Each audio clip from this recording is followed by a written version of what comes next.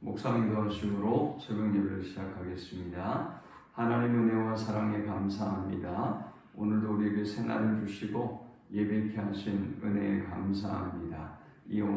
오늘 이 하루도 하나님께 온전히 삶의 제사로 드리는 하루가 되게 하시고, 목자 되신 하나님께 우리의 모든 삶을 맡겨드림으로 우리를 푸른 초장과 쉴만한 물가로 인도하심을 누리는 하루가 되도록 인도해 주옵소서. 오늘 이 아침에도 우리의 모든 인생의 짐과 문제들을 온전히 주께 맡겨드리오니 주님이 담당해 주시고, 우리가 알지 못했던 크고 은밀한 방법들로 역사하시고 응답해 주옵소서. 예수님의 이름으로 기도합니다. 아멘. 찬송 401장 드리겠습니다. 주의 곁에 있을 때 마음이 든든하오니, 주여 내가 살 동안 인도하여 주소서. 주여 나를 인도하소서. 바른 세상 살 동안 주여 인도하소서. 피난처인 예수여, 세상 물결 험할 때 크신 은혜 베푸사 나를 숨겨주소서. 주여 나를 인도하소서. 바른 세상 살 동안 주여 인도하소서. 세상 풍파진 않은 영화로운 나라와 눈물 없는 곳으로 들어가게 하소서. 주여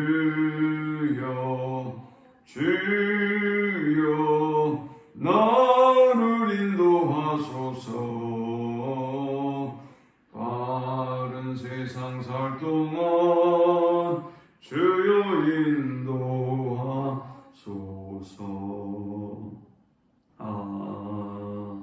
아멘.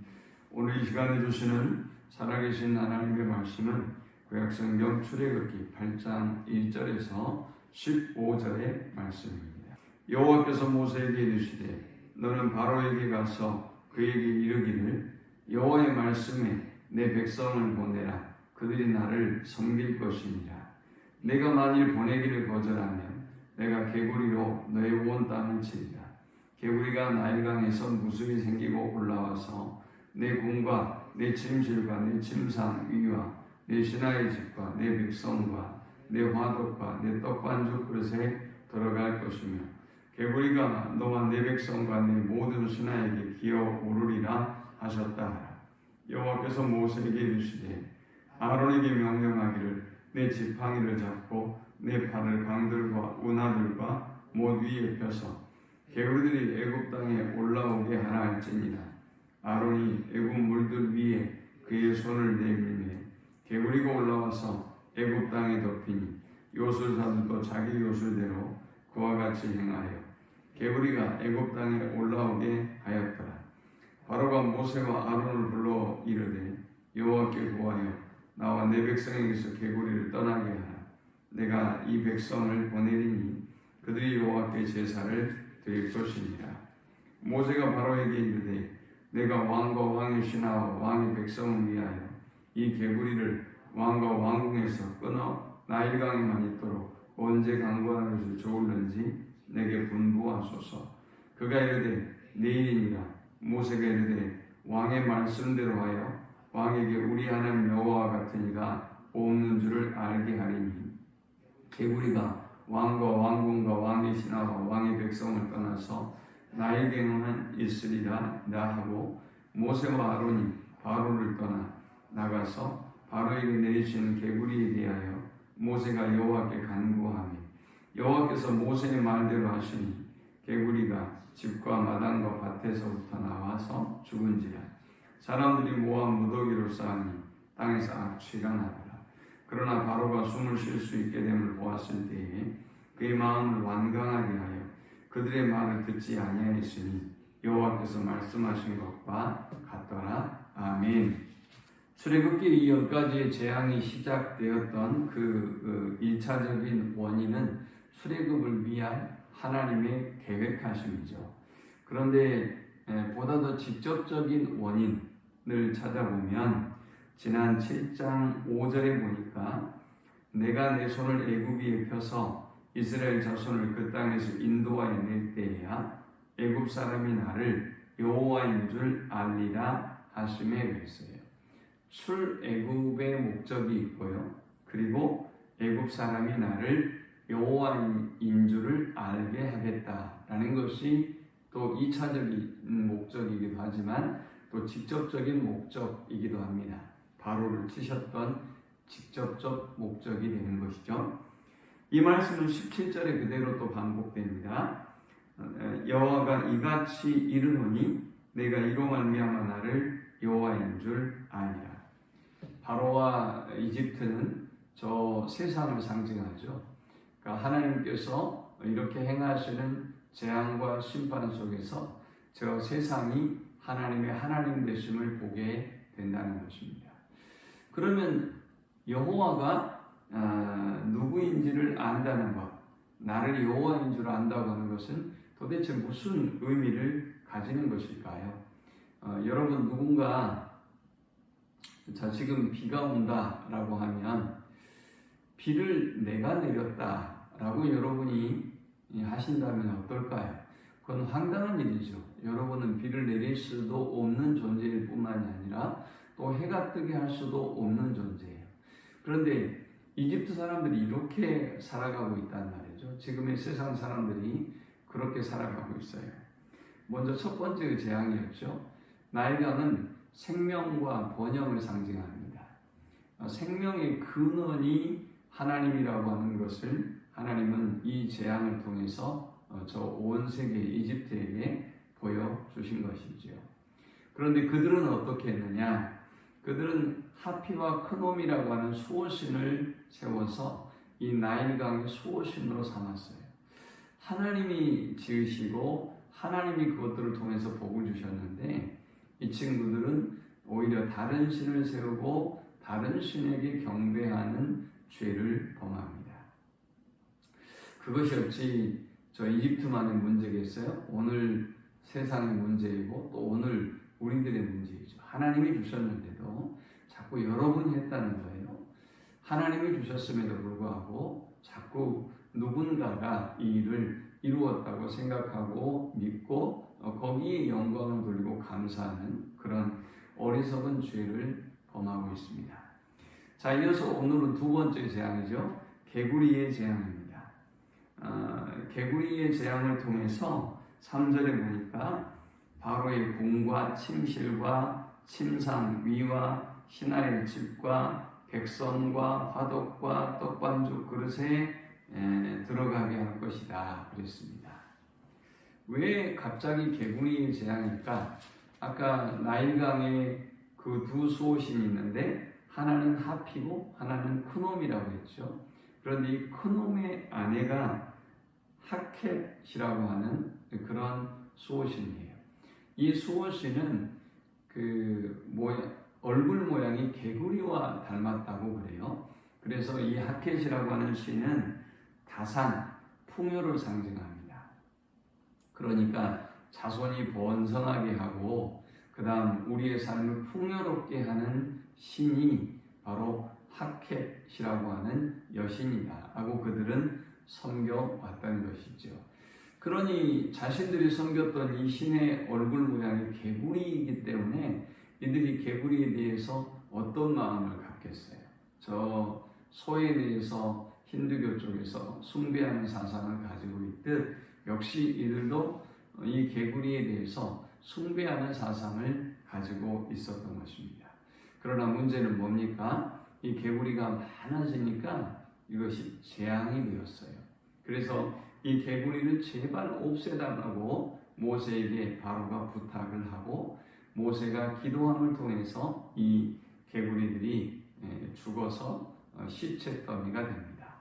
자, 오늘 이 말씀을 통해서 우리는 네 가지 영적 교훈을 묵상하고 함께 은혜를 나누고자 합니다. 이 본문이 주는 첫 번째 영적 교훈은 하나님이 주신 은혜를 헛되이 받지 말라라는 것입니다. 자, 누가 주셨죠? 하나님이 주셨어요. 이 복을, 다산의 복도, 우리에게 자녀를 주신 것도, 그리고 우리에게 풍요를 주신 것도 하나님이에요. 그런데 이스라엘 사람들은 자꾸만 하켓이라고 하는 수호신이 주었다고 하는 것이죠. 그리고 또 자신들이 이 부와 이 다산을 이루어냈다고 생각하는 거예요.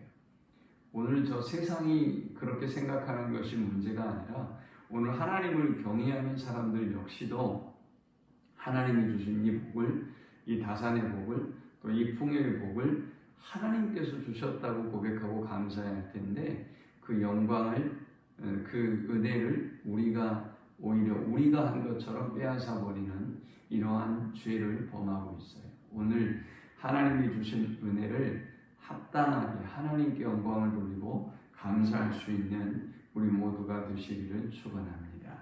이 본문이 주는 두 번째 영적 교훈은 오직 하나님만이 모든 문제를 근본적으로 해결해 주실 수 있다라는 것입니다. 하나님의 은혜와 주권 속에 어떤 개구리가 많아도 복이지 하나님의 주권과 섭리와 계획하심이 아니라고 한다면 이 개구리가 많아지는 것이 재앙이 되는 것입니다. 모든 세상의 이치가 그러해요. 우리가 돈이 많으면 좋겠지만 그러나 그 돈이 많은 것이 하나님의 주권과 은혜 아래서 많아야 그것이 복이 되는 것이지 돈만 많다고 해서 복이 되는 게 아니에요. 그렇다면 돈 많은 사람들은 다 행복하게요? 그렇지 못하다는 걸 우리가 삶 속에 끊임없이 보지 않습니까? 또 하나님이 우리에게 건강의 복을 주신 것도 하나님의 주권과 섭리 속에 감사하고 그것이 하나님으로부터 비롯됐다는 것을 알고 살아갈 때 감사하고 행복하죠. 하나님과 무관한 건강은 헛된 짓만 하고 돌아다닐 수도 있어요. 자, 그런데 이제 이 개구리의 재앙을 그대로 이 애굽의 요술사들도 흉내를 냅니다. 그런데 8절에 보니까 바로가 모세와 아론을 불러서 부탁을 하죠.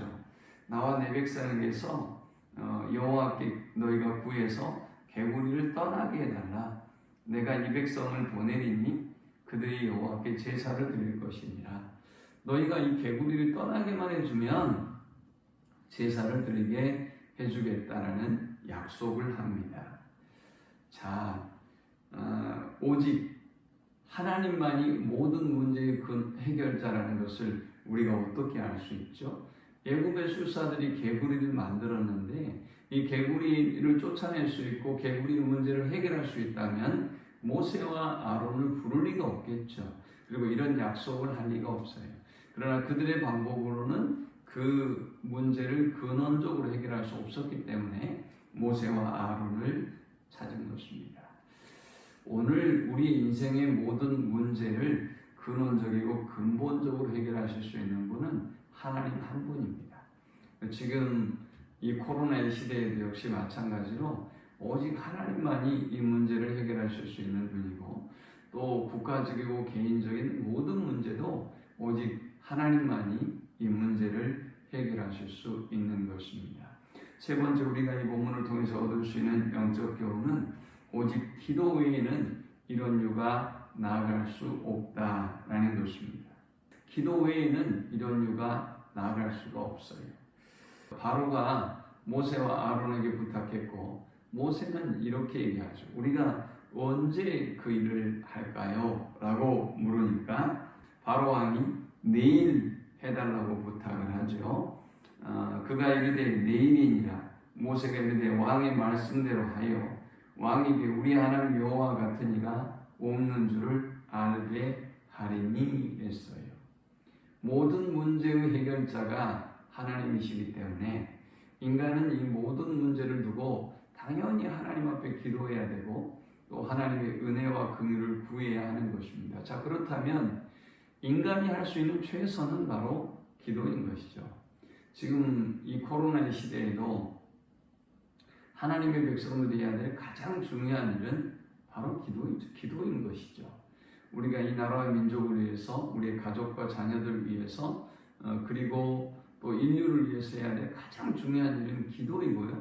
저 세상은 우리에게 자신들의 한계를 알고, 자신들의 무능을 알고, 자신들은 기도하지 않을지라도 하나님의 백성들에게 기도해달라고 요청하는 것이 정상적인 모습이죠. 그러나 요즘 이 시대의 그리스도인들을 보면 황당스럽죠. 기도는 하지 않고 하나님께 엎드려서 도움을 구하지는 않고 기도하지 않는 것이 사는 것이라고 생각하고 있는 것 같아요. 모이지 않는 것이, 예배하지 않는 것이, 하나님 앞에 나오지 않는 것이 오히려 이 문제를 해결할 수 있는 방법이라고 생각하고 있는 것 같아요. 세상의 소리를 그대로 듣고 있는 것이죠. 그러니 그런 그들에게 누가 기도를 부탁할까요? 바로가 부탁할까요? 세상의 사람들이 부탁할까요? 오직 기도 외에는 이런 이유가 나아갈 수 없습니다. 인생의 문제를 해결할 수 있는 방법은 인간이 할 수 있는 최선은 기도이고 우리는 그러므로 기도하는 일에 전무해야 하는 것입니다. 마지막 네 번째 우리가 이 본문을 통해서 얻을 수 있는 영적 교훈은 기회주의적 신앙을 경계하라라는 것입니다. 우리 인간은 이 바로처럼 제발 이번만 살려주시면, 이번에 이 문제만 해결해 주시면, 이번에만 도와주시면 이라는 마음으로, 바로와 같은 마음으로 하나님 앞에 기도합니다. 그러나 정작 하나님이 은혜를 주시고 응답해 주시면 어때요? 15절의 말씀이 딱 맞아요. 그러나 바로가 숨을 쉴 수 있게 됨을 보았을 때 그의 마음을 완강하게 하여 그들의 말을 듣지 아니하였으니 여호와께서 말씀하신 것과 같더라. 숨을 쉴 만하면 완강해지고 하나님의 말씀을 거역합니다. 우리 안에 그런 모습을 보고 우리가 숨 쉴 수 있는 은혜를 하나님이 주셨을 때에 내가 하나님 앞에 약속하고 소원하고 내가 결단했던 것들을 버리고 잊고 살지는 않는지를 돌아보고 하나님 기뻐하는 변함없는 믿음의 사람들이 다 되실 수 있기를 축원합니다. 하나님 감사합니다. 귀한 말씀을 통해서 은혜 받고 깨닫습니다. 은혜를 은혜로 알지 못하고 감사를 감사로 알지 못하고 하나님이 행하신 일을 우리가 한 것처럼 또 다른 사람이 한 것처럼 다른 수호신이 한 것처럼 여기며 살았던 우리를 긍휼히 여겨 주옵소서. 많으면 좋다고만 여기며 살았던 우리에게 하나님이 주신 이 경고의 말씀을 듣게 하시고 하나님 안에서의 많음이 복임을 알게 하셔서 하나님 안에 거하며 살게 해 주옵소서. 기도 외에는 인류의 문제가 해결될 수 없음을 알고 구하오니 주님 이 땅을 향한 진노를 멈추시고 이 땅을 고쳐주시며 또 이 땅의 모든 그리스도인들이 정신을 차리고 깨어있게 하셔서 진정으로 살고자 하면 진정으로 이웃을 사랑한다면 우리가 해야 할 일은 기도밖에 없음을 알게 하시고 그 자리를 지키게 주옵소서. 예수님의 이름으로 기도합니다. 아멘. 지금은 우리 주 예수 그리스도의 크신 은혜와 성부 하나님의 극진한 사랑과 성령의 인도고 교통 충만케 하심 주신 말씀대로 은혜를 은혜로 알고 감사를 감사로 알며 잃어버렸던 이 나라와 민족을 향한 또 인류를 향한 기도를 회복하며 기도의 삶을 살기를 소망하는 모든 성도들의 머리 위에 지금부터 영원토록 함께 있을지어다. 아멘.